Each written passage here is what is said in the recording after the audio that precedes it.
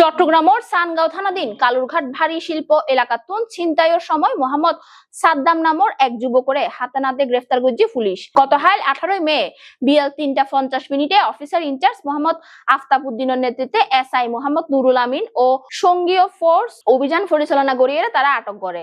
গ্রেফতারকৃত সাদ্দামের স্থায়ী ঠিকানা বান্দরবন হইলেও বর্তমানে তে সানগাঁওত কাজিরহাট এলাকাত বসবাস করে। তার বিরুদ্ধে আইনগত ব্যবস্থা গ্রহণ প্রক্রিয়াধীন আছে। বিস্তারিত সহকর্মী শাহরিয়ার সুমনের রিপোর্ট।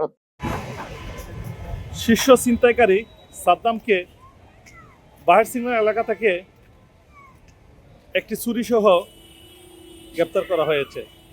তো ছিনতাইকারী 8 নং রেলবস্তি কাপ্তাই রাস্তার মাথা এবং বাহার সিংনাল এবং বেসিক এলাকায় নিয়মিত ছিনতাই করে থাকেন।